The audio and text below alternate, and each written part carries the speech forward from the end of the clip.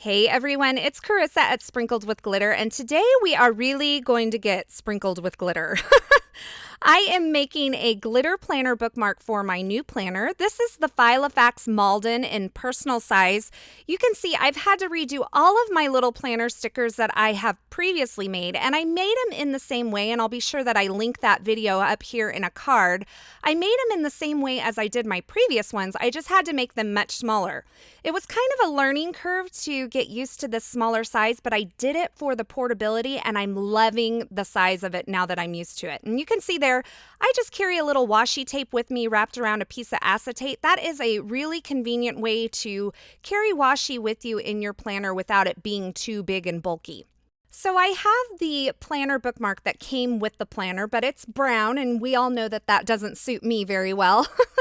So I am just tracing around the outer edges of it with a pencil onto some 80-pound cardstock here. This is the Nina Solar White, although it doesn't really matter the brightness of the white because we're going to cover that up with glitter.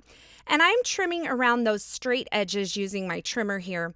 And then I'm just going to knock off those corners because the original planner bookmark had like these little angled corners, and I really liked the shape of it, but I wanted something that fit my personality a little bit better. And then I'm going to use my We Are Memory Keepers corner chomper to make those rounded edges here.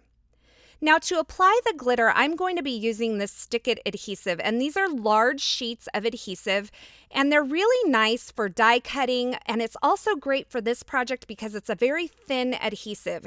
We need this bookmark to be sturdy, but we need it to be thin because when we add the laminating later on, we don't want this to be too bulky. So I've gone ahead and applied that to the Stick It sheet, and then I'm just trimming around it, getting off that excess adhesive. And then what I'm going to do is do the same thing on the other side. So I'm going to have both sides of my planner bookmark with Stick It adhesive. Now it's really important that you burnish that adhesive really well onto your cardstock. And once you get it burnished on there, I'm going to go ahead and release the backer paper and sprinkle on some of this ultra fine glitter from Martha Stewart. Now I have to admit, this glitter is super fine and it blows in the wind and it gets everywhere. But this was just one project. I had actually already had the glitter out and kind of a mess going on that day anyway. So I went ahead and made my planner bookmark while I was at it. And I've sprinkled it on there and then just kind of folded that piece of scrap paper over to press it on there. And then I am going to clean up my work surface once I've applied the glitter to both sides here. Now to clean up my work surface, I'm just using a little Swiffer dusting cloth, and you can see I just dropped all that extra glitter onto my work surface on purpose. And you're going to see this Swiffer dry sweeper cloth, which I've cut into these little sections. When I wipe over my work surface here, it's going to pick up all that glitter. So it makes cleanup a little bit easier. And this is a tip I got from Jennifer McGuire. You can see it's picked up all of that ultra fine glitter.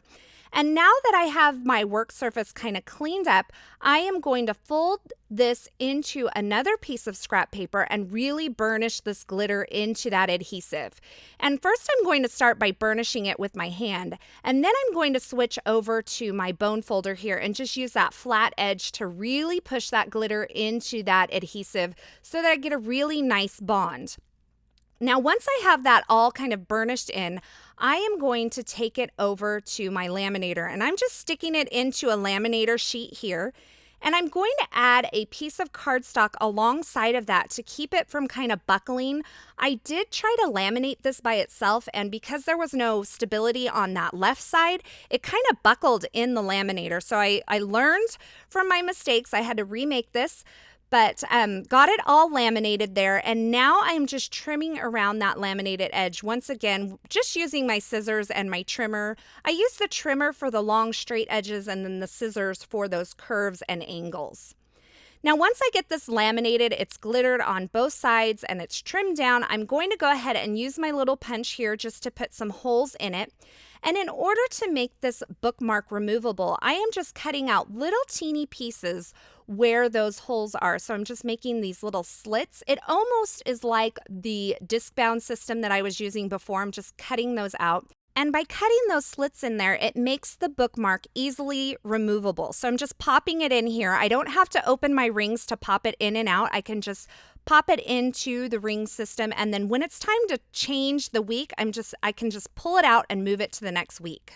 So you can see here, I'm just going to pop it out, move it over a page, and then pop it back in. And it makes it much easier than having to open those rings every time, because the rings are quite small.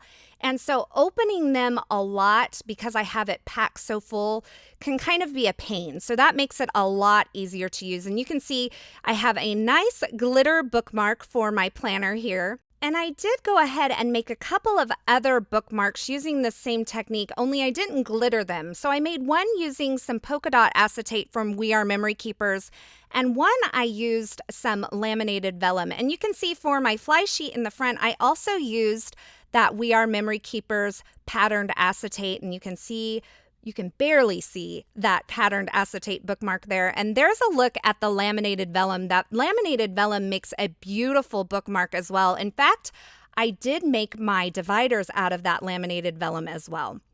As always, I will have links to all the products used in this project in the description at YouTube, as well as over at my blog at sprinkledwithglitter.com, where you can see more still shots and find more information. And I'll be sharing a little bit more information about my planner over there as well. Thanks for stopping by today. I hope you enjoyed this video, and until next time, I hope you have a day sprinkled with glitter.